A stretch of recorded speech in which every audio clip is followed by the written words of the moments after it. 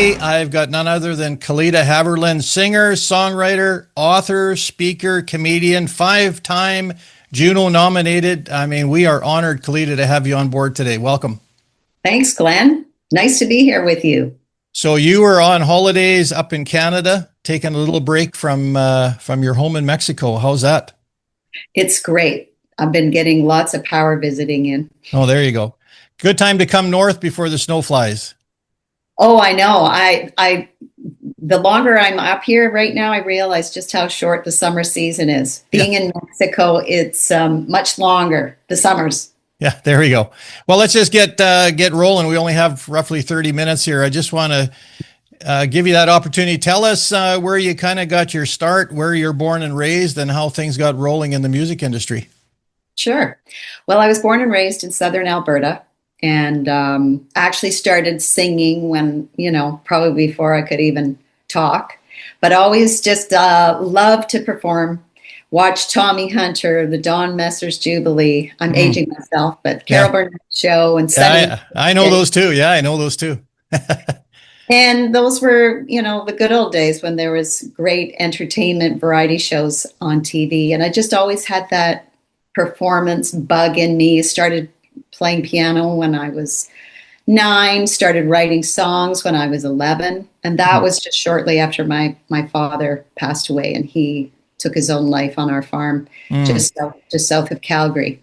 So that was, I can say that, obviously God gave me a talent, but the gift that I was given that day to be able to write songs, to be able to feel what I was feeling and put it into music, that was a gift. And that was the day the door opened for that. So when you lost your dad like that, did that really set you back, or were you able to push through that? I mean, that's extreme trauma. Yeah, it is extreme trauma. But, in those days, there were no therapists or counselors or grief groups for children or even adults for that matter. So, you just hunkered down and you move on. But the music was, such a saving grace for me. I mean, even now I listen to songs like America and Bread and Carly Simon and the Carpenters, and I listen to those mournful ballads, and I think those were even a form of grief for me to listen to and sing along with. So music's always played such an important role in my life. So your involvement in music then became kind of therapeutic then for you? Oh, definitely. Right from the very beginning. Because shortly after my dad died, my mom found out she had terminal breast cancer. And and she died when I was 15. So, wow.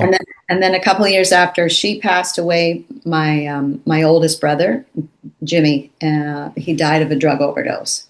So it was a lot in 6 years. I lost those 3 members of my family, and they were in traumatic ways when you're dealing with suicide and drug addiction. Yeah. So most people, if they were dealing with that much loss, would just turn and run the other way. But you obviously decided you were going to do something with the music side, or at least try to move in a positive direction. Is that right? Yeah.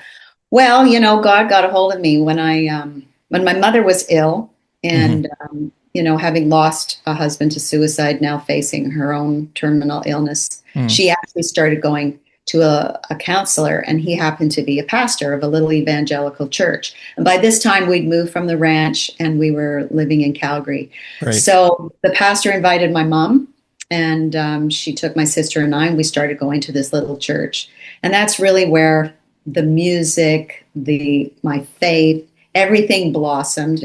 And the people there, they saw that I had a gift. And one of two of those people that saw that I had a gift was Dorothy McGuire. From some of our older listeners will remember the McGuire sisters.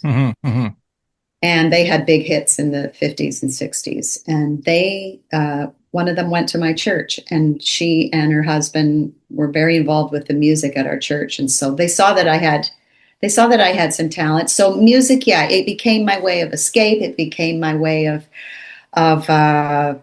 grieving. And it also became my way of, getting people to look at me as a performer, instead of looking at all the the horrible things that were going on in my family. Mm.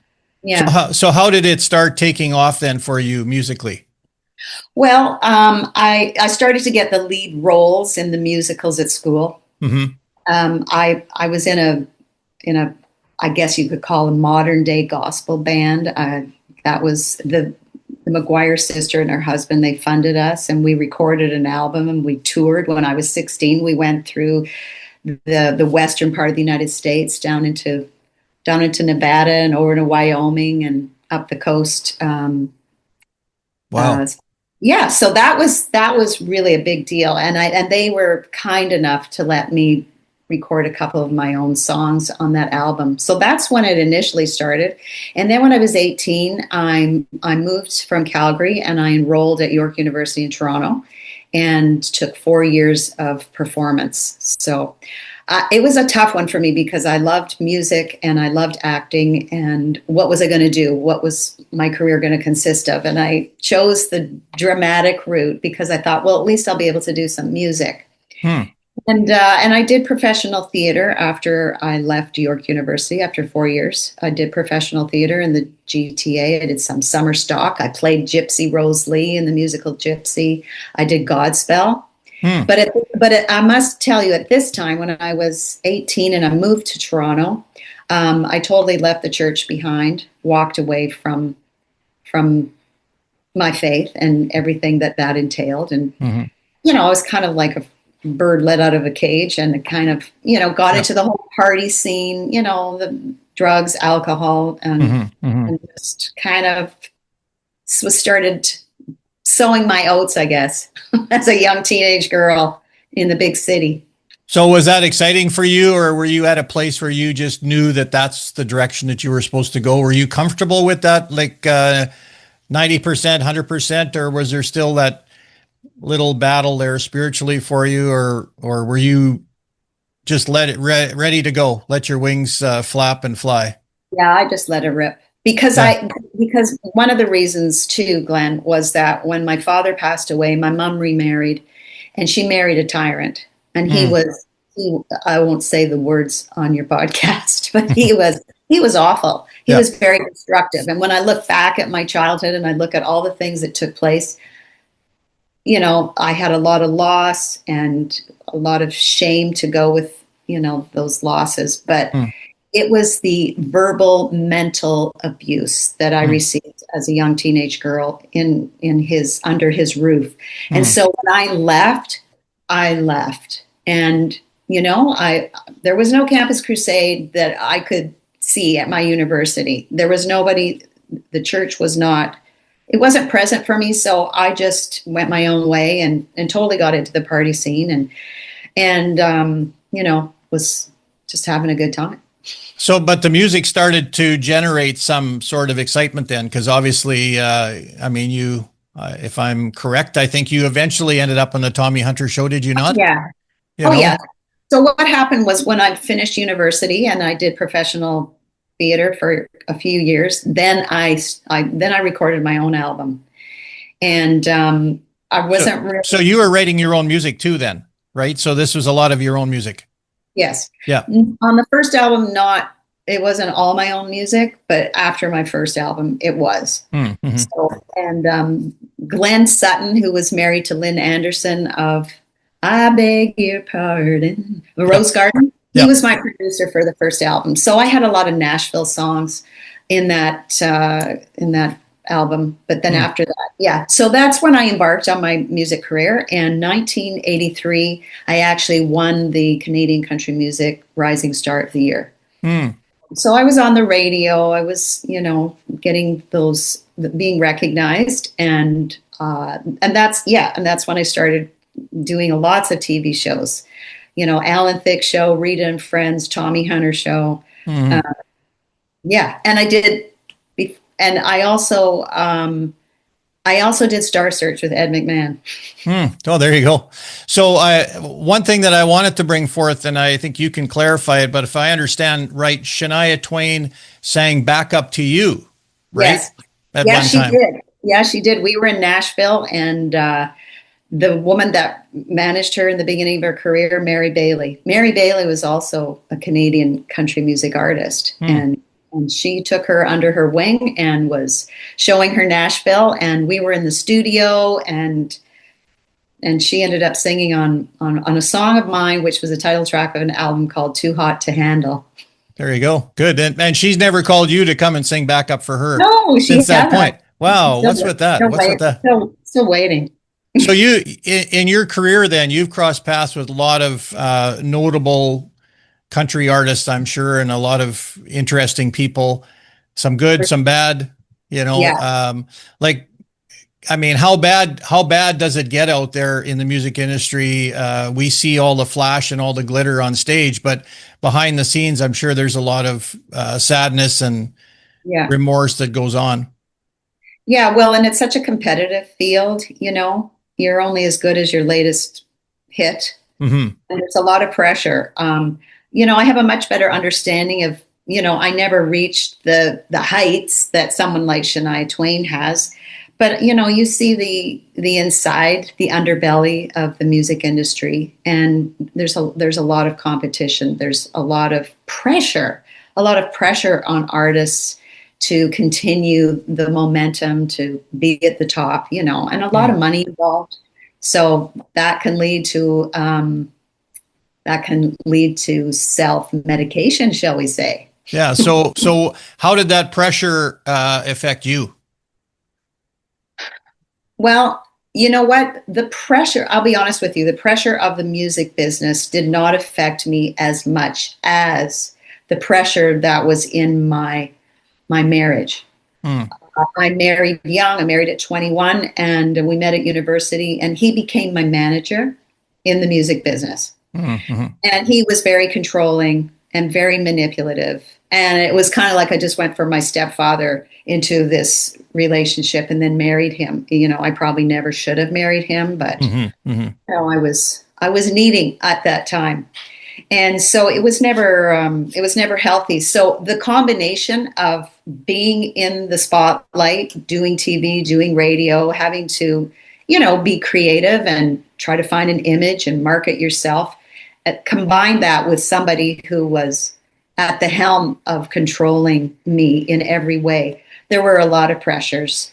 So yeah, you know, I'm not ashamed to say that, you know, alcohol, drugs, they were something that were very common, obviously, in the business. You know, we hear a lot of those stories, but I can understand, you know, why people turn to that, because there are so many pressures, and I had a lot. Yeah.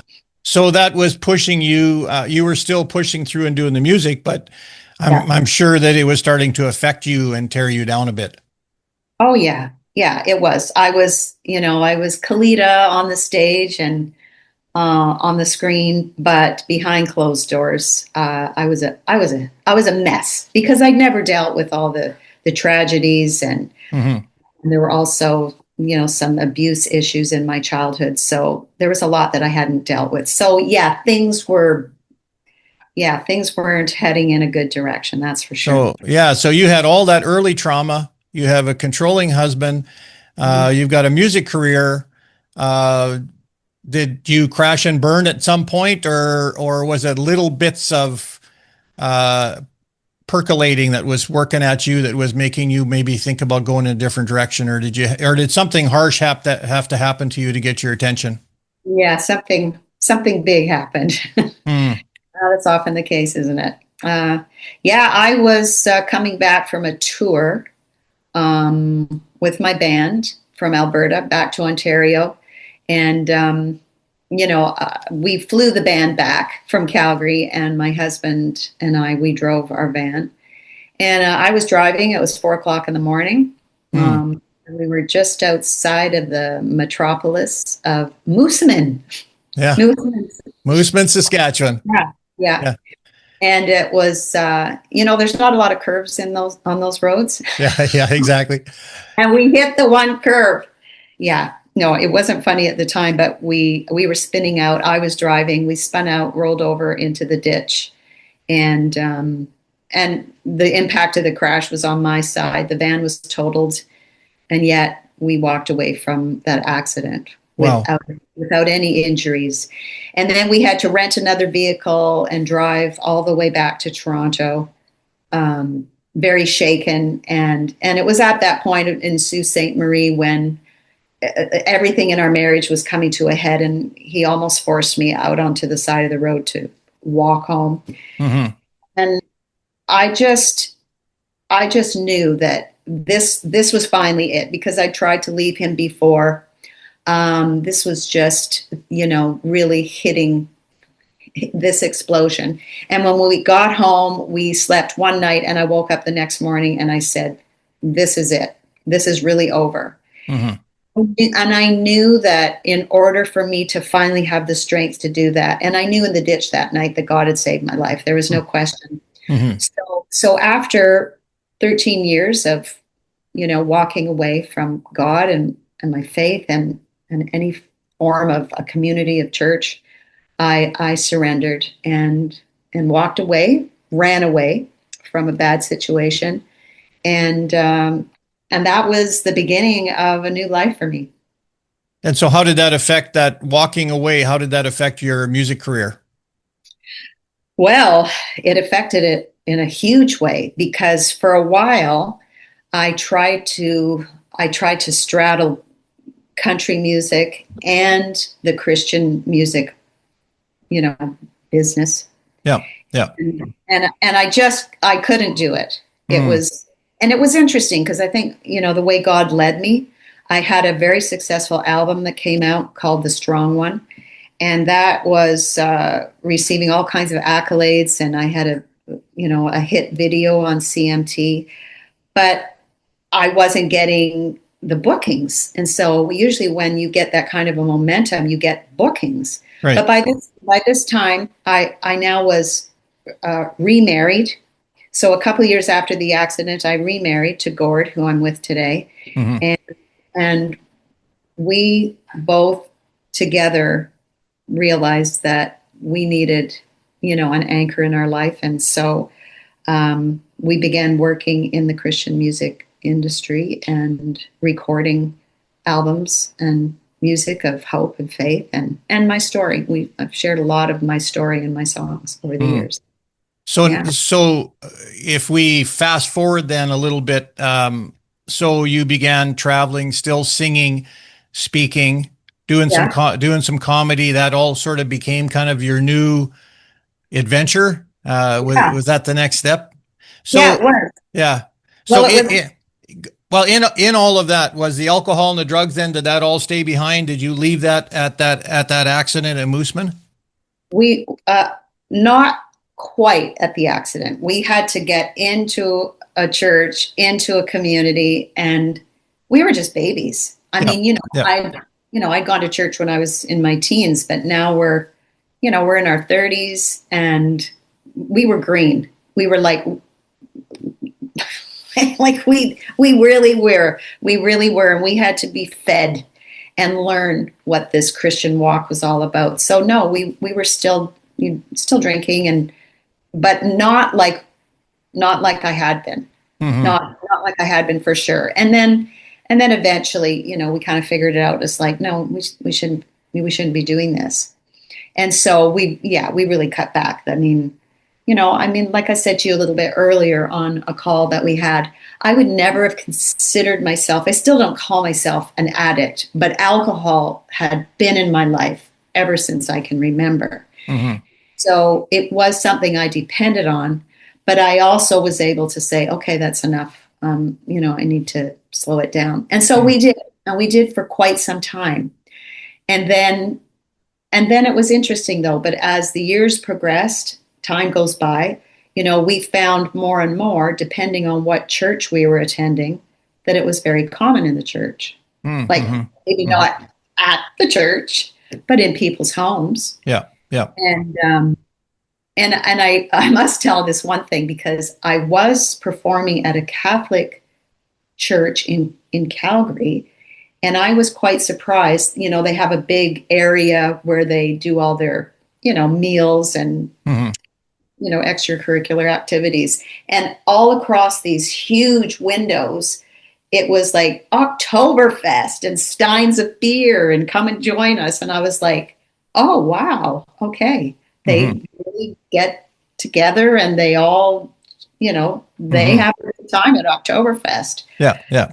So I was quite surprised at that. But, realizing just in our circles that drinking, especially wine with dinners with Christian friends, was very common and more of it all the time. Yeah.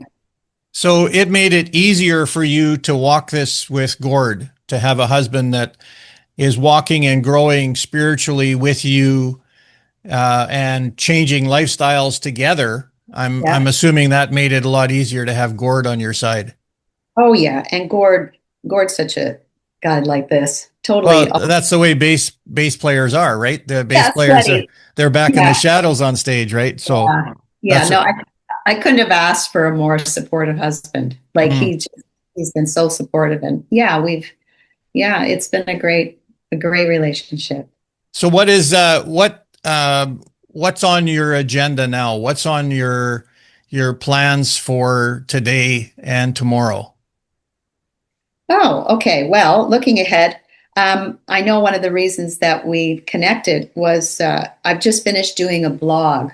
I resurrected an old blog. I'm not really a blogger. I'm not that, well, you are now, obviously.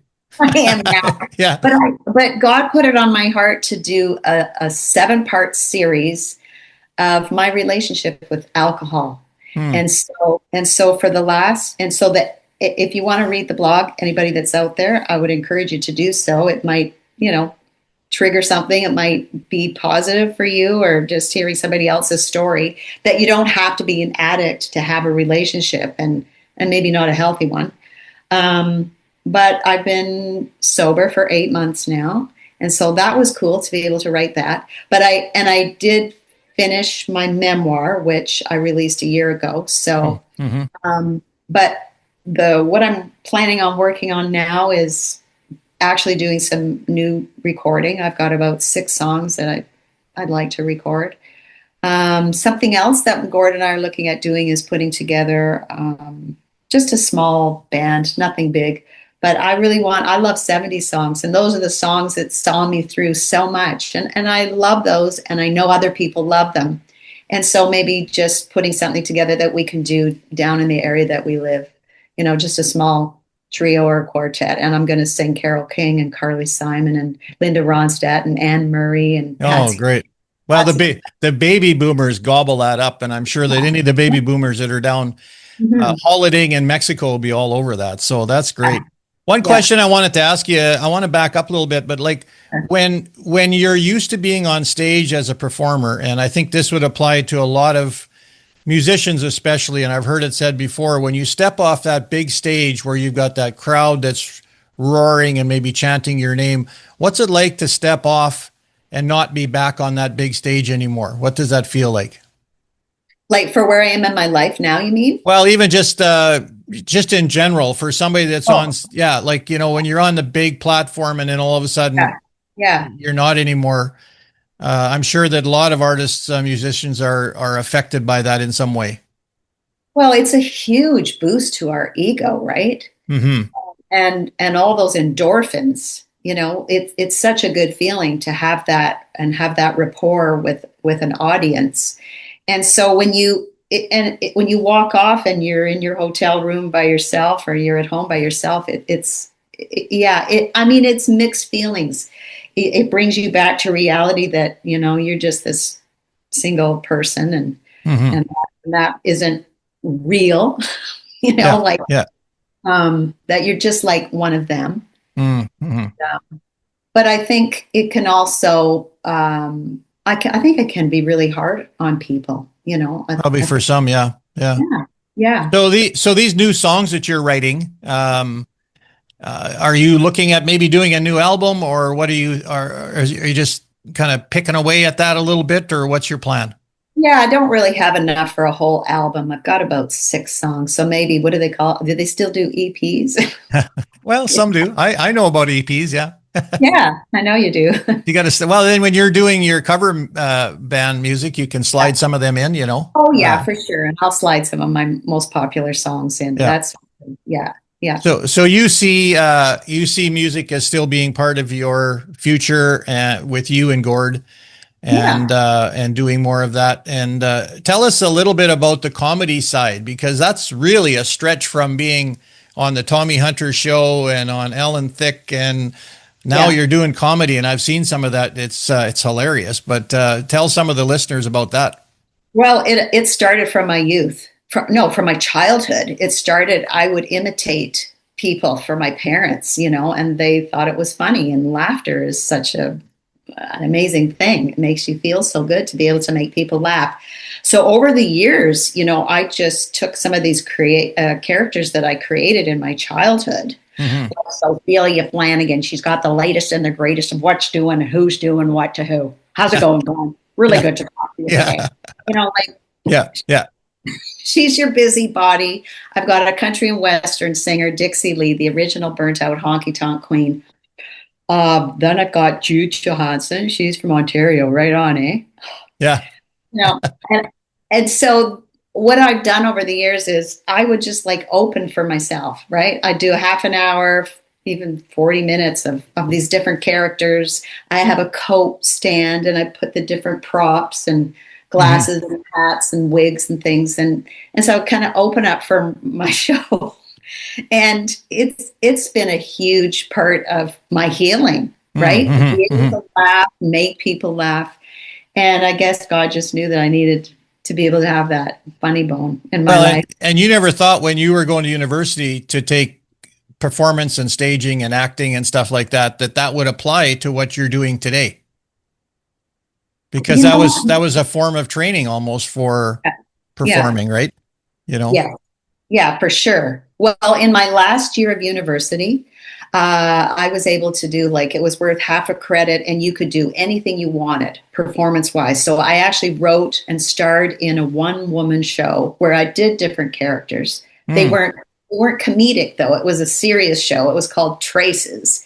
And this woman was tracing her life. And so I've been doing the one-woman show thing for actually quite a long time. Yeah. So what is, as we kind of wind down here now, what's your passion? What are you most excited about at this point in your life? Oh boy. Well, I know it's a loaded question. I know. Loaded question. I'm really excited about just being myself and continually embracing that, continuing to embrace the truth of who I am, what I went through, how messed up I was and how God's pulled me through. And just, I love encouraging people. Like you, I do some coaching. Mine is personal coaching. So people that have been through tough times and they want to find their way out, I love helping people. That's a passion that I have. And the gift to just come alongside of people and encourage them. I can't wait to be a grandmother. I have a son who is a beautiful fiance and they'll get married and have kids. And so I'm ready for that now. I'm at the stage that I'm ready for that. But I'm also ready for, whatever God has in store for me, maybe with this music. I've even thought about putting together something where people can just gather and sing and harmonize and enjoy that down in the winter months. I've got a few irons in the fire. I had to get my memoir done and out the door. That was a huge project. It was a labor of love, but it took a long time, and there was a lot of fear behind it too, because I've bared my soul. I've laid it all out. I haven't held anything back, and you have to be ready, to do that. I hope more people will read it, and yeah. So how would somebody find your book if they wanted to find your book? Is it on Amazon or wherever? It's on Amazon, and I have the ebook, the paperback, and I also did the audio. So I'm on Audible as well. And So what's the title? What would they be searching? It's called Reason to Sing. Reason to Sing by Kelita. So is it by Kelita Haverland or just Kelita? Oh, Kelita Haverland. Okay. Yeah. And then so now if I'm going to Mexico this winter and I want to go and I want to hear you guys performing, because the pressure's on now for you guys to make that happen. How are people able to follow you on Facebook and then see what's going on? Is that the best thing? Yeah, Facebook, I'm pretty active on Facebook. So find me on Facebook or Instagram, and I'm always there. I'll answer your messages, or even after the show, if anybody wants to ask me a question that maybe they want to know, I'm very open and glad to hear from people. And so, are some of these comedic characters, are they maybe going to show up in those shows, or are they staying home for the night? You know what? I was at a family camp a week ago, and they asked me if I would do my Northern Girl Jude, and it was so much fun. And I thought, you know what? I think I can get back into some of that.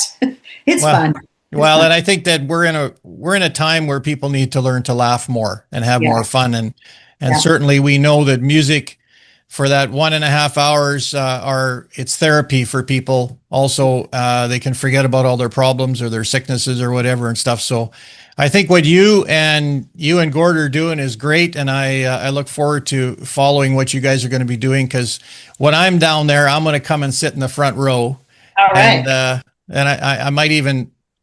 Well, there's no mosh pits at that age, so we might hurt ourselves, but I think you're doing terrific, Kelita. It is an honor to have had you on here and to hear bits and pieces. And I know there's a whole lot more to your story, but I just hope that people will get out and get on Amazon and buy your book. What's the title again? Reason to Sing. Reason to Sing. So hopefully we're such a famous podcast here at, our Recovery 180 that we'll probably just sell you right out. So I'm sure you will. I look forward to that one. Well, thank you for taking time. And I really enjoyed this chat, and look forward to seeing you guys down in Mexico, maybe somewhere down the road. I hope so. I'm going to hold you to it. Okay. Thanks, Glenn. All right. Thank you.